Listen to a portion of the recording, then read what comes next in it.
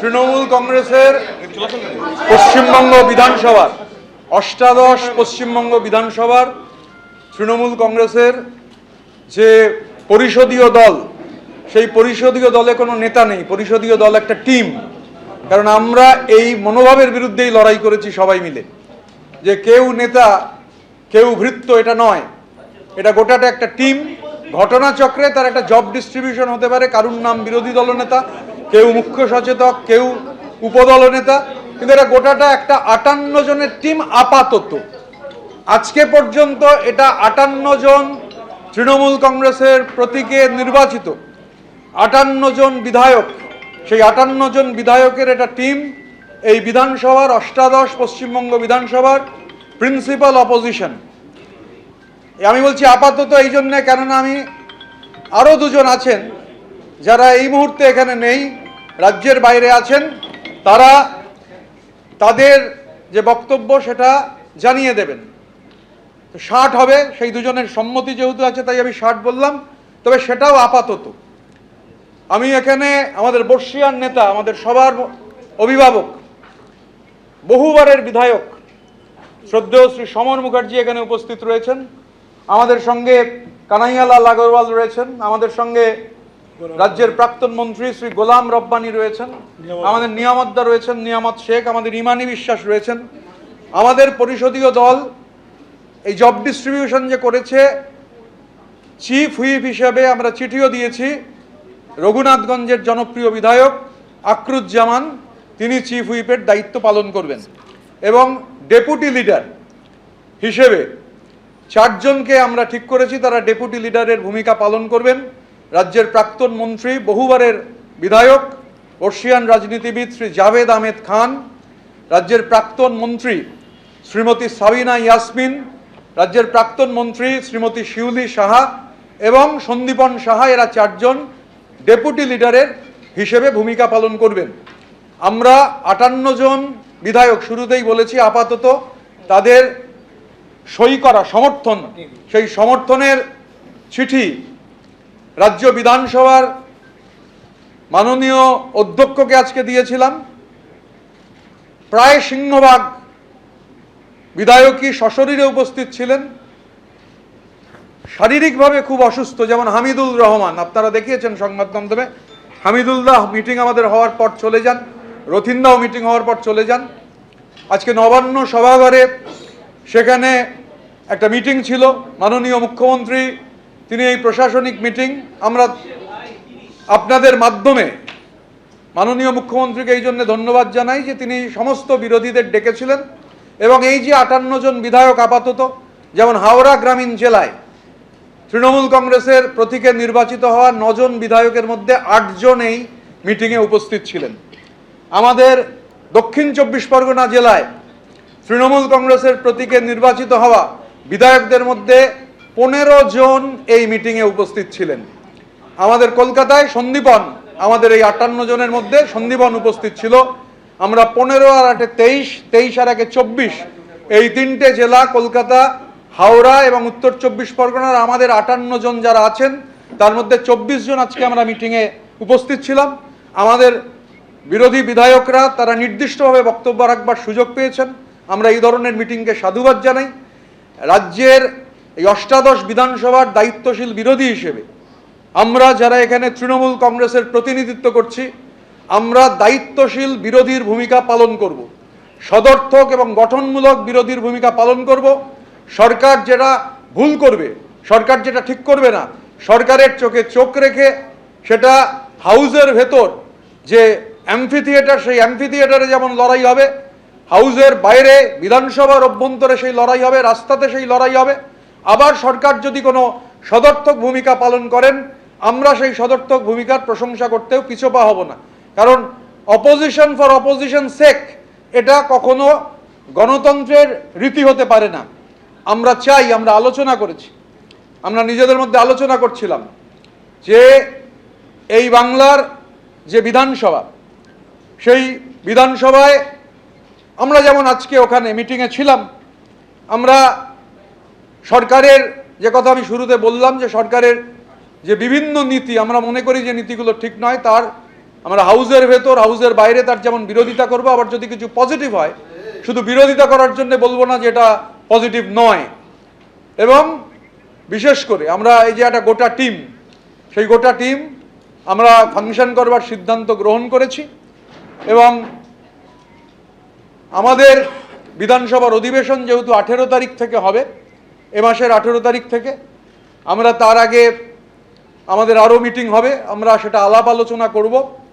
বিধানসভার অভ্যন্তরে আমি আবারও বলছি যে আপাতত 60 জনের যে তৃণমূল কংগ্রেসের প্রধান বিরোধী দল, সেই প্রধান বিরোধী দলের যে সমস্ত যারা আছেন এই 60 জন সবার কাছেই আমরা কৃতজ্ঞ এবং আজকে থেকে বিরোধী দল হিসেবে আমরা আমাদের পথ চলা শুরু করলাম। সংবাদ মাধ্যমের যারা এখানে উপস্থিত রয়েছেন, সংবাদ মাধ্যমের সাহায্য ছাড়া কখনোই বিরোধী দল ফাংশন করতে পারে না, তাই সংবাদ মাধ্যমের সাহায্য আমরা চাই।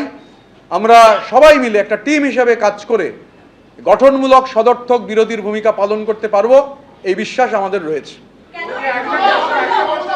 সব প্রশ্নের উত্তর দেবো।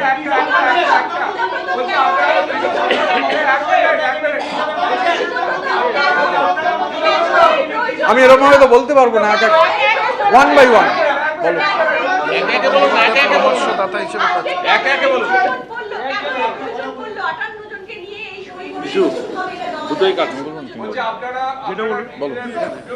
এটা আকৃত বলছি।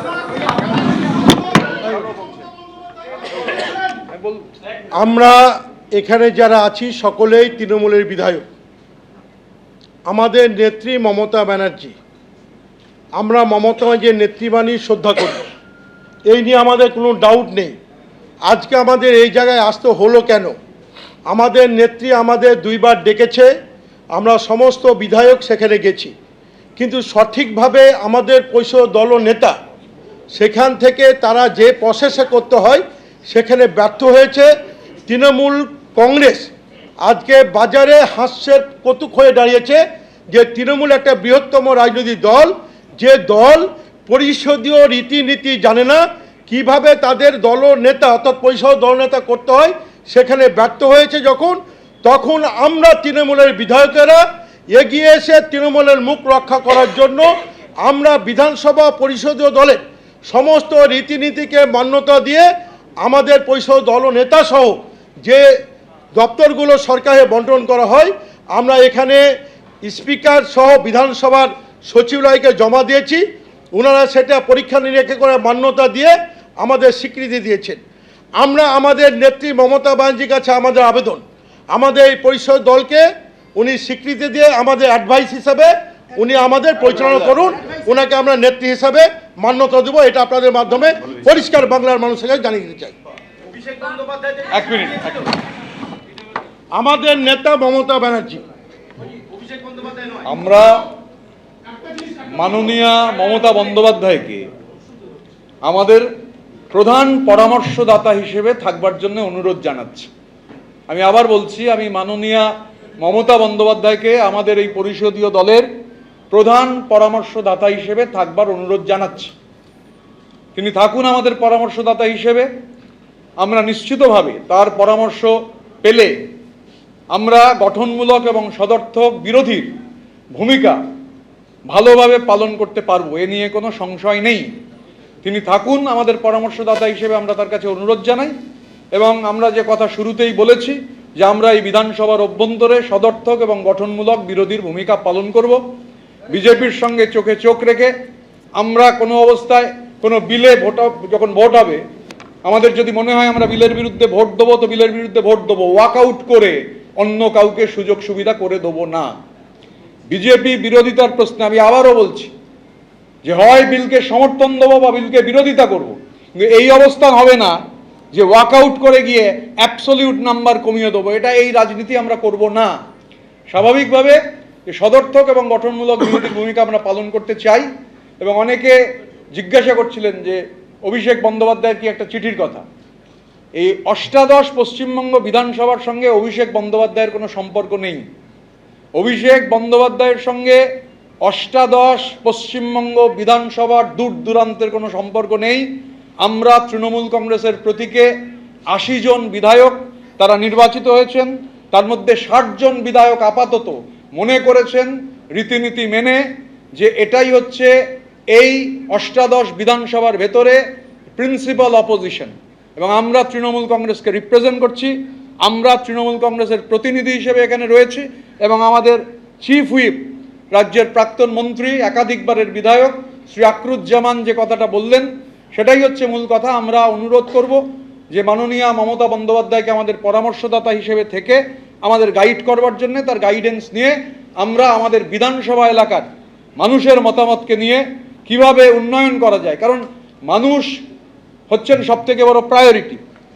আমরা নিশ্চিতভাবে আমাদের এই কথাগুলো রাজ্য প্রশাসনের কাছে দাবি জানাবো যে আমাদের বিভিন্ন যে জেলা রয়েছে যেখানে বিরোধী বিধায়করা রয়েছেন, সেই জেলাগুলোতে প্রয়োজনে প্রশাসনের সঙ্গে বিরোধী বিধায়কদের আমাদের মনে হয়েছে আজকের মিটিং দেখে যেটা অনুরোধ করলে হবে, প্রশাসনের সঙ্গে বিরোধী বিধায়কদের মিটিং প্রয়োজন, এবং আমরা এটা নিশ্চিত করতে পারি আমাদের এই যে 60 জনের ব্লক বিরোধী বিধায়করা যারা আছেন তারা এই ধরনের অ্যাডমিনিস্ট্রেটিভ মিটিংয়ে উপস্থিত থাকবেন, তারা এই ধরনের প্রশাসনিক যে সভাগুলো হবে, কারণ আমরা আমাদের মানুষের কাছে দায়বদ্ধ, আমাদের ইলেক্টোরেটের কাছে দায়বদ্ধ তাদের উন্নয়নের প্রশ্নে। দেখুন আমরা আজকে যেটা হয়েছে যে 28,25,000 অ্যাকাউন্টে যে টাকা ঢুকেছে, রাজ্য সরকার যেটা ঢুকিয়েছেন আমরা তাকে সাধুবাদ জানাই, একটা পজিটিভ পদক্ষেপ। আজকে আমাদের বিধায়করা, বিশেষ করে দক্ষিণ 24 পরগনার সাগরের বিধায়করা, সেখানে যে সমস্যা পিএইচই দপ্তর, সেই দপ্তর নিয়ে বিধায়কদের যে অভিজ্ঞতা, সেই দপ্তর নিয়ে জল নিয়ে যে সমস্যা, এবং জল ঢোকাতে গিয়ে রাস্তা কেটে রাস্তা বন্ধ হয়ে যাওয়া, আমরা সরকারকে ধন্যবাদ জানাবো, কারণ এটা আমাদের বিরোধী বিধায়কদের প্রস্তাব ছিল যে এই সমস্যা রয়েছে। মাননীয় মুখ্যমন্ত্রী ওখানে সাগরের জলের যে সমস্যা, 10টা করে সাবমার্শালের কথা আজকেই বলেছেন, এবং এই পিএইচির যে রাস্তাগুলো যে কাটা হয়ে গেছে মাঝখান থেকে, এই যে মাঝখান থেকে রাস্তাগুলো কাটা হয়েছে সেখানেও তিনি, মিটিংটা লাইভ হয়েছে সবাই দেখেছেন, যে যারা ঠিকাদারদের যে ডিপোজিট আছে সেই ডিপোজিটের টাকা থেকে অবিলম্বে আমাদের হাওড়া গ্রামীণ জেলার সভাপতি তৃণমূল কংগ্রেসের রাজা সেন বিধায়ক বাগনান, তিনি এটা তুলেছিলেন, খুবই একটা ইম্পর্টেন্ট এজেন্ডা। বাগনান মিউনিসিপ্যালিটি ওটা পঞ্চায়েত এলাকা, মিউনিসিপ্যালিটি হওয়ার প্রয়োজন। তো আজকে যে আমরা রিপোর্ট আনসার পেয়েছি সেটা সদর্থক। তো স্বাভাবিকভাবে প্রতিটা বিধানসভা ক্ষেত্র এবং প্রতিটা জেলায় যে জেলাগুলোতে আমাদের এই বিধায়করা রয়েছেন, আমরা সরকারের কাছে অবিলম্বে যত তাড়াতাড়ি সম্ভব এই দাবি জানাবো যাতে প্রশাসনিক মিটিংগুলোতে বিরোধী বিধায়কদের তাদের ইনক্লুড করা হয়, তাদের মতামত নেওয়া হয়, এটা খুব প্রয়োজনীয় এবং জরুরি। যারা দুর্নীতি করেছে, আপনি নিজেও উল্লেখ করেছেন আপনার উলুবেড়িয়ার জায়গার, আপনি প্রশাসনের কাছে সেই দুর্নীতির তদন্ত নিয়ে চিঠি লিখে জানাবেন। এই যে ব্লক যারা 58 রয়েছে আরো বৃদ্ধি পাবে আপনি বলছেন, তারাও কি একই রকম ভাবে প্রশাসনের কাছে দুর্নীতি নিয়ে সরব হবে? দেখুন, আমি যখন ওটা বলেছিলাম, আমি ইন্ডিভিজুয়াল ঋতব্রত বন্দ্যোপাধ্যায় হিসেবে বলেছিলাম। ইন্ডিভিজুয়াল ঋতব্রত বন্দ্যোপাধ্যায় যা বলেছিল সেটা ইন্ডিভিজুয়াল ঋতব্রত বন্দ্যোপাধ্যায়ের দায়িত্ব, আমি সেটা থেকে সরছি না। কিন্তু যেহেতু আমরা এখনো মিটিং করিনি, মানে আমাদের পদক্ষেপ কি হবে, আমি টিম ফাংশনিংয়ের বাইরে এক পা বেরোবো না। কালকে মিটিং হওয়ার আগে আমি এই নিয়ে কোনো প্রশ্নের উত্তর দেবো না।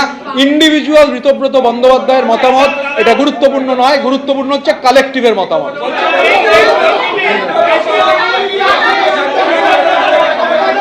এক এক করে বলুন।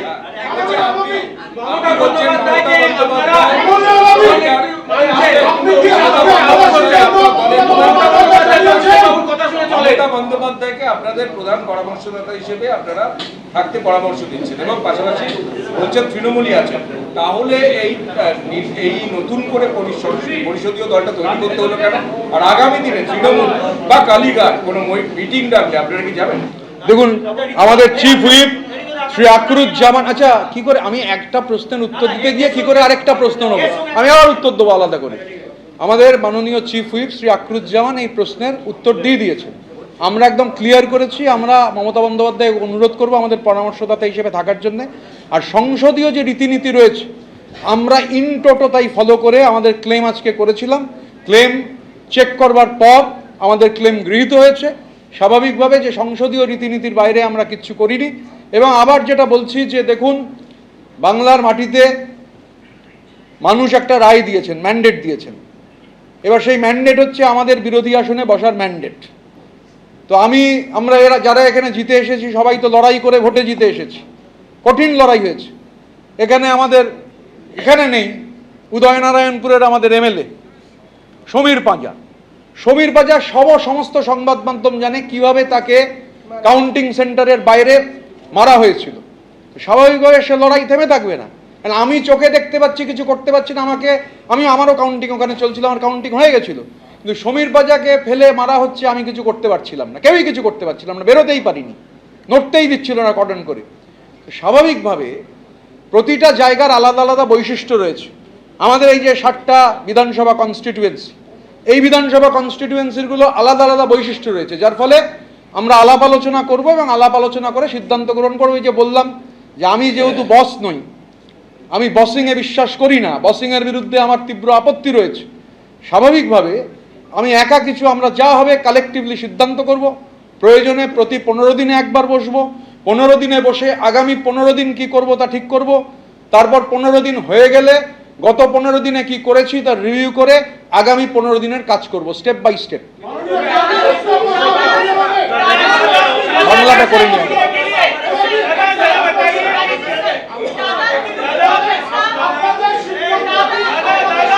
শুনতে পাচ্ছি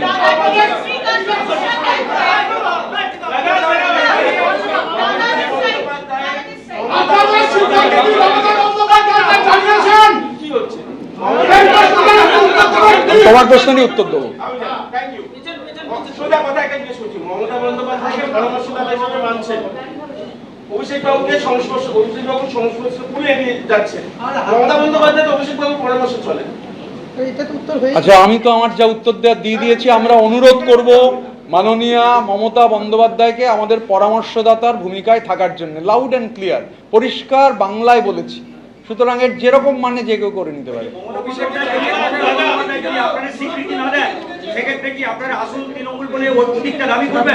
আমরা এখানে এই পশ্চিমবঙ্গ অষ্টাদশ বিধানসভার ভেতরে ঘাসফুলের প্রতীকে যারা জিতেছেন তার মধ্যে 2/3 বেশি বিধায়ক হচ্ছে আমরা। পার্লামেন্টারি নর্মস যা রয়েছে, আমরা তো নর্মস, পার্লামেন্টারি নর্মস অনুযায়ী we are the real principal opposition here.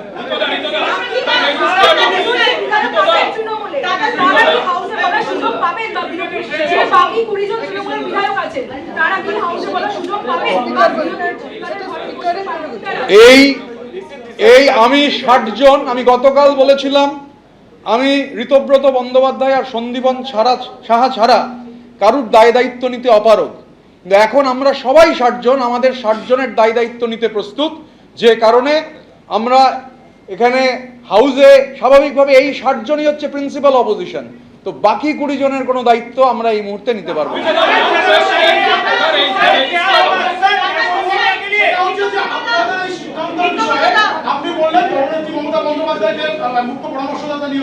নিয়োগ করবো বলিনি, ডোন্ট মিসকোট, বাংলা ভাষা খুব চমৎকার ভাষা। না, নিয়োগ করবেন বলে আবার চাইছি কি?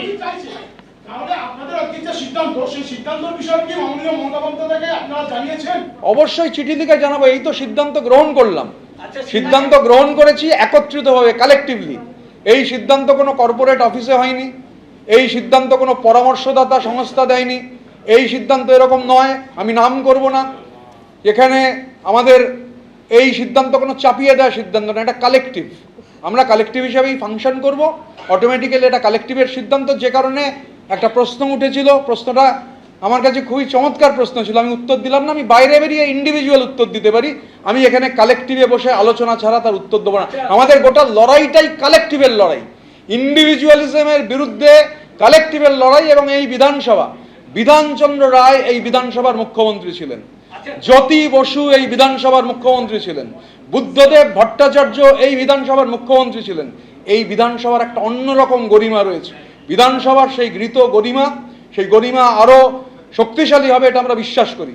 কেননা যে আমাদের পশ্চিমবঙ্গের বিধানসভা, এটা আমাদের রাজ্যের লেজিসলেটিভ যে ফ্রেমওয়ার্ক আছে তার প্রাচীনতম প্রতিষ্ঠান। 1931 সালে এই পশ্চিমবঙ্গ লেজিসলেটিভ কাউন্সিল যাত্রা শুরু করেছিল।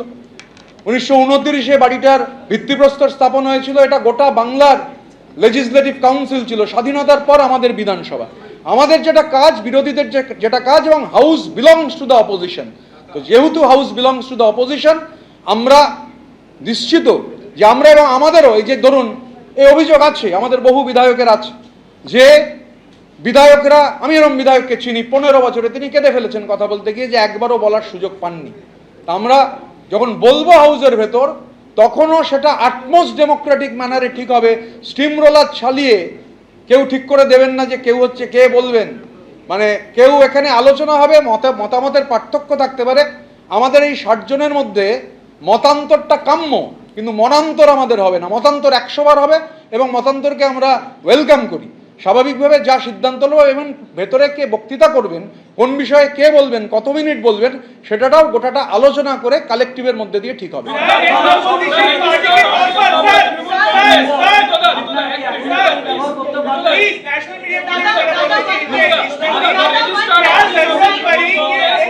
ইংরেজি বলবো আগে। Is 30B Horish Chatterjee Street, the residence of Mamata Banerjee below. The proposal which you have taken collectively, if that proposal is not accepted by Mamata Banerjee, then what will be the next course of action? What was the reason behind Horish Chatterjee Street. As far as India's parliamentary democracy is concerned, India's parliamentary democracy is so deep-rooted. It dates back to hundreds of years when the parliamentary system was even not there. So India's parliamentary system, India's democratic system is so rich that our constitution, our parliamentary framework have definite rules, clauses and laws. What we have done in accordance with the existing laws and rules and customs. So the question you are telling, that question in today's press conferences does not make a sense. One by one, we have claimed that the legislative party belongs to this MLAs. 2/3 of the MLAs who have own in the symbol of Trinamool Congress. The West Bengal State Legislative Assembly, the Honorable Speaker, he has granted us, our claim has been accepted, so we want to go one step forward, one step at a time. So your question is a too early a question, maybe later we take up.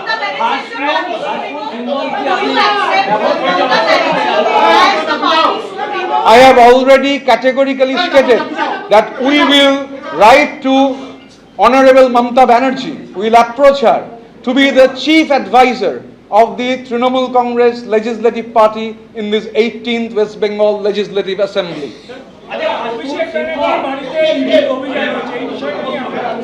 এই বিষয়ে আমি কি বলবো? আমাদের legislative পার্টির অভিষেক ব্যানার্জি কেউ নন। আমি বলে দিয়েছি, অলরেডি আনসার দিয়ে দিয়েছি। রাহুল আপনি এখানে একটা আলাদা টিম 60 জনের কথা বললেন। আপনি যেহেতু পার্লামেন্টে আগে ছিলেন বা সাংসদ ছিলেন, পার্লামেন্টের মধ্যেও কি আপনি মনে করেন যে তৃণমূলের মধ্যে এরকম একটা টিম গঠন করা উচিত? প্রথম কথা হচ্ছে, আমি এখন আর পার্লামেন্টের মেম্বার নই। আমি পার্লামেন্টে গত 15 মাস লাস্ট বেঞ্চে বসতাম। আমার থেকে জুনিয়ররা আমার আগে বসতেন। আমি তৃণমূলের সিংহভাগ বিতর্কে আমি বক্তৃতা করেছি, কিন্তু আমার আর লাস্ট বেঞ্চ থেকে এগোনো হয়নি। তো আমি যেহেতু পার্লামেন্টের লাস্ট বেঞ্চার ছিলাম, পার্লামেন্টের যিনি ফার্স্ট বেঞ্চার আছেন তাকে জিজ্ঞাসা করুন। বলবো ইংরাজি থাকলে বলে নিই আগে, বাংলা হোক ইংরাজি হোক, তারপরে হিন্দিতে যাব। আমারও প্রায়োরিটি বাংলা, প্রায়োরিটি, তারপরে ইংরাজি, তারপর হিন্দি। আপনি ওয়াকআউটের কথা বলেছেন যে ওয়াকআউট কথায় কথায় করব না, এটা কি গিয়ে কোথাও মনে হয় যে আপনি যখন পার্লামেন্টের সদস্য ছিলেন বিভিন্ন ক্ষেত্রে কথায় কথায় ওয়াকআউট করে আলোচনার সুযোগই কমিয়ে দেওয়া হয়েছিল? না না, কথায় কথায় ওয়াকআউট অ্যাকচুয়ালি এই কানে কানে গুজগুজ করছে, কানে কানে ফুসফুস করছে,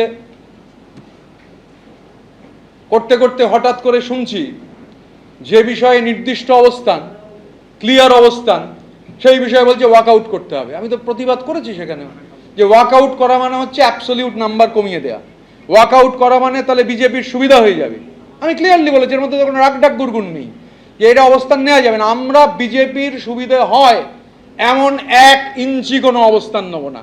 বিজেপি সুবিধে পেতে পারে, 1 ইঞ্চি কোনো অবস্থান নেব না। আমার ব্যক্তিগত অভিজ্ঞতা, বিলে ওয়াকআউট করার মানে হচ্ছে, ধরুন আপনি কোনো ইলেকশনে ভোট দেবেন না, আরে ভোট না দেওয়ার মানে হচ্ছে হয় আপনাকে পক্ষে দিতে হবে বা বিপক্ষে দিতে হবে, আপনি অ্যাবস্টেনও করতে পারেন, কিন্তু ভোট না দেওয়ার অর্থ হচ্ছে আপনি রুলিং ডিসপেন্সেশনকে হেল্প করছেন। আমরা বিজেপিকে 1 ইঞ্চি রাজনৈতিক জায়গা ছাড়বো না। Let me take your question. letter was sent to the speaker by Abhishek Banerjee, and how do you see that? Can he do that being a parliamentarian?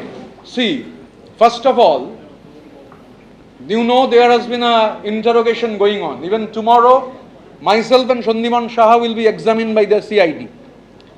Because what we have seen, categorically seen, that people who were not present, their names were there in block letters.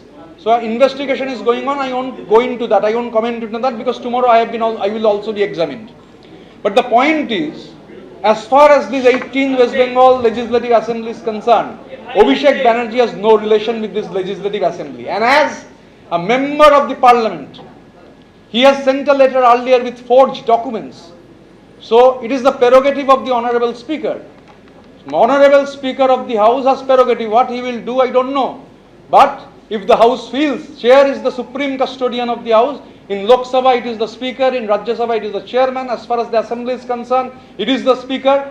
So somebody belonging to an elected forum, if such sort of things has happened, even if these things are proved, then the Honorable Speaker of this Legislative Assembly may write, can write, not may, can write if he thinks fit, if he deems fit to cancel the membership of Sri Abhishek Banerjee from the Lok Sabha of India.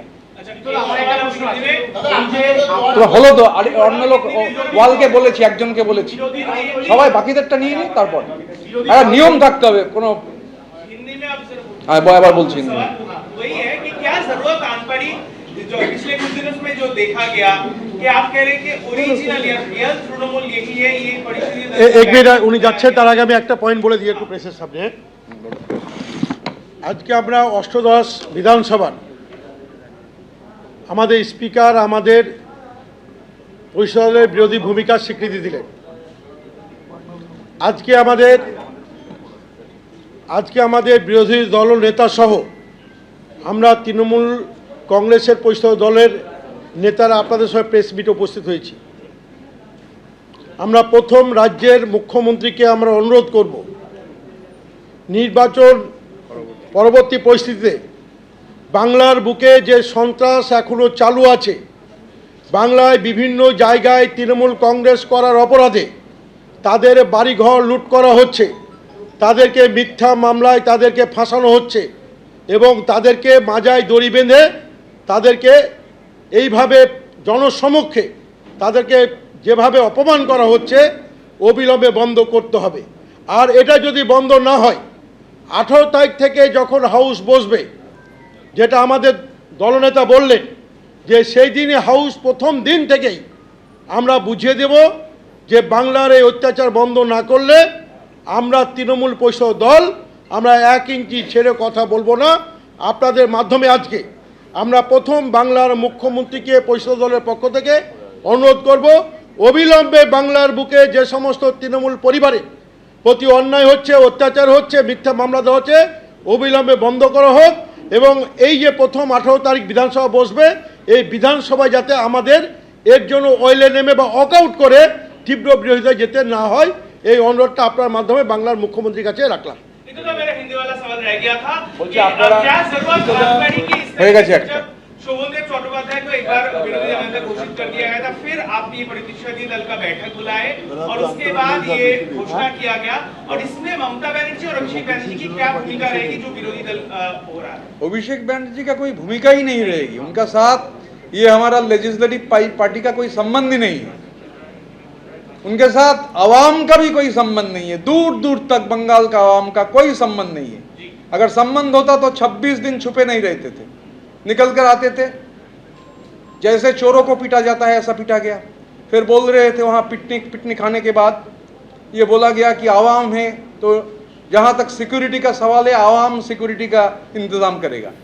इधर सब summer Mukherjee जैसे आदमी हैं, अकरुज्जमान है, यहाँ पर जावेद खान है, किसी का भी पायलट नहीं है, सिक्योरिटी भी लिमिटेड है 1 या 2। हम लोग कोई भी स्टेट गवर्नमेंट से भी सेंट्रल गवर्नमेंट से भी कोई सिक्योरिटी मांगे नहीं है। अभिषेक बनर्जी उस दिन चोरों के जैसा पिटने के बाद बोले थे कि आवाम उनका रक्षा करेगी, तो फिर देखा गया कि सेंट्रल गवर्नमेंट को चिट्ठी दिए हैं उनका सिक्योरिटी बढ़ाने के लिए। तो उनको लेकर हम लोग ये चर्चा नहीं करना चाहते। जहाँ तक ममता बनर्जी का सवाल है, हम लोग मानते हैं कि Mamata Banerjee is a very tall leader और हमारा लेजिस्लेटिव पार्टी का उनसे आवेदन रहेगा कि हमारा चीफ एडवाइजर के तहत हम लोगों का मार्गदर्शन करते रहें। दादा, आप ममता बनर्जी को, आप लोग ममता बनर्जी को चीफ एडवाइजर मानते हो, लेकिन अगर ममता बनर्जी खुद आप लोगों को सीट दे देते तो क्या होगा? वो जब देंगे नहीं तब दिखा जाएगा, कल क्या होगा तो मैं बोल नहीं पाऊंगा। I live for this day only. क्या और भी विधायक जुड़ेंगे आपके साथ? दादा, क्या और भी विधायक जुड़ेंगे आपके साथ? मैं क्या बोला बांग्ला में, बांग्लाয় বলেছি যে बांग्ला में बोले थे कि अभी तक, तो अभी तक का मतलब है अभी तक, कल सवेरे क्या होगा कैसे बोलेंगे? तो না না বলি মমতা বন্দ্যোপাধ্যায়কে পরামর্শদাতা বলছেন আপনি, কিন্তু অভিষেক বন্দ্যোপাধ্যায়ের সঙ্গে দলের পক্ষ থেকে আপনাকে বহিষ্কার করা হচ্ছে, এই দুটো বিষয় তো একটা সংঘর্ষ। আমি তো বহিষ্কার যে করা হয়েছে গঠনতন্ত্র মেনে তো করতে হবে। আমি এই বিষয়ে ডিটেলে আজ যাব না, আপনি একটু গঠনতন্ত্রটা পড়ে দিন, এমনি খুঁজতে অসুবিধা হবে, না পেলে আমায় বলবেন, আমি ইলেকশন কমিশন থেকে আনিয়ে গঠনতন্ত্রটা পড়ে দেখেছি, আমি পাচ্ছিলাম না। বলছি আপনারা মমতা বন্দ্যোপাধ্যায়কে পরামর্শদাতা বলছেন কিন্তু অভিষেক বন্দ্যোপাধ্যায়ের সঙ্গে সম্পর্ক নেই এটা বলছেন। আপনি গঠনতন্ত্রটা পড়ে দেখুন, না থাকলে আমি দিয়ে দেবো, ইলেকশন কমিশনের সাইটে আছে, লিঙ্ক দিয়ে দেবো। বলছি আপনারা মমতা বন্দ্যোপাধ্যায়কে পরামর্শদাতার বলছেন কিন্তু অভিষেক বন্দ্যোপাধ্যায়ের সঙ্গে কোনো আপনাদের সংযোগ? আমাদের এই পরিষদীয় দলের সঙ্গে অভিষেক বন্দ্যোপাধ্যায়ের দূর দূরান্ত তক কোনো সম্পর্ক নেই। কি করে থাকবে? উনি তো আমাদের পরিষদীয় দলের কেউ নন। আমাদের পরিষদীয় দলের 3 ভাগের 2 ভাগ বিধায়ক আমাদের এই পরিষদীয় দল ঠিক করে তা মাননীয় স্পিকারকে দিয়েছিলেন, স্পিকার, মাননীয় স্পিকার তাতে সম্মতি জানিয়েছেন। অভিষেক বন্দ্যোপাধ্যায়ের সঙ্গে আমাদের পরিষদীয় দলের কোনো ধরনের সম্পর্ক নেই। আর আমাদের, আমি তো শুরুতেই বললাম, আমাদের গোটা মোটোটাই হচ্ছে কালেকটিভিজম। অভিষেক বন্দ্যোপাধ্যায় আর কালেকটিভিজম এই দুটো 180 ডিগ্রি উল্টো দিকের দুটো শব্দ। অভিষেক বন্দ্যোপাধ্যায়ের নেতৃত্বে ওই যে আপনি বললেন সংগঠন, সং আছে, গঠন নেই। दादा, लेकिन अभी जो आप आपत्ति बता रहे हैं अभिषेक बनर्जी को लेकर पार्टी में और चुनाव हारने के बाद अन्य जो आपकी के पार्टी के नेता है वो टाइमिंग पर सवाल उठा रहे हैं, यहाँ तक कि कह रहे हैं कि जेल जाने का डर है, इसीलिए 7 लोग जो है दूसरा कैंप बना रहे हैं। मैं एक बात आपको क्लियरली कहना चाहता हूँ कि मोबाइल में तो मोबाइल तुरंत सब स्क्रीनशॉट किया, क्योंकि हो सकता है फिर डिलीट हो सकता था। पूरी चुनाव के पहले, चुनाव आने के पहले जो चुनाव का फेस था, मुझे उलूबेरिया भेजा गया था। तो उलूबेरिया में मैं जब गया पहले 3 दिन तो मुझे घुसने ही नहीं दिया गया। फिर जब पहुंचा दिक्कत हो रहा था, फिर देखा करप्शन उलूबेरिया का पूर्व के केंद्र में, ये इलेक्शन का एक अहम मुद्दा है। कंटिन्यूअस लिखते रहे, मेरा ये भी है, मैं सिर्फ फोन नहीं करता, मैं लिख के भेजता हूँ, क्योंकि फिर बात उठेगा, बोला नहीं। तो बार बार ये सब बोलने के बावजूद भी कोई एक्शन नहीं हुआ। फिर इलेक्शन का दिन जब साबातोज का क्लियर एविडेंसेस था, मैं बोला मैं 3 बजे प्रेस कॉन्फ्रेंस कर दूंगा। फिर बोला गया कोई लोगों के ऊपर कार्रवाई होगा चुनाव के बाद, नतीजे निकलने के बाद, मगर पुलक राय के नाम में कंप्लेन मत कीजिए। तो मैं यही बात बोलना चाहता हूं, जहां तक हावड़ा जिला का सवाल है, तृणमूल कांग्रेस का जो सिंबल है, उस सिंबल में 9 लोग चुने गए थे। हमारा ये गुट में जो ऑफिशियल यहाँ पर लेजिस्लेटिव पार्टी है हमारा तृणमूल कांग्रेस का, हावड़ा का 9 विधायक में 8 लोग इसमें शामिल है। आज चीफ मिनिस्टर का एडमिनिस्ट्रेटिव मीटिंग में भी 8 लोग, 9 लोग में 8 लोग थे, पुलक बाबू नहीं थे। और वहाँ हमारा पार्टी का जिला का सभापति राजा सेन जो बागनान का विधायक है, अरुणाभ सेन, उन्होंने मांग भी किया था, वो एकदम जायज मांग है कि बागनान को बहुत, उलूबेरिया म्यूनिसिपैलिटी होना ही नहीं चाहिए, वो ग्राम पंचायत जैसा है, मगर बागनान म्यूनिसिपैलिटी होना चाहिए। मगर दुख की बात है उलूबेरिया म्यूनिसिपैलिटी नहीं है, म्यूनिसिपैलिटी है और बागनान म्यूनिसिपैलिटी नहीं है। तो मैं और ज़्यादा नहीं जाना चाहता हूँ। तो काफ़ी में तो हम लोग बार बार बोले थे, उसका एविडेंसेस है, कोई कार्रवाई किया नहीं गया था। और जब कोई भी कैंपेन बोलेंगे, बोला जाएगा इधर रिटर्न में दे दीजिए और नहीं तो ट्वीट देख लीजिए, ऐसा चलता नहीं है। Thank you, thank you.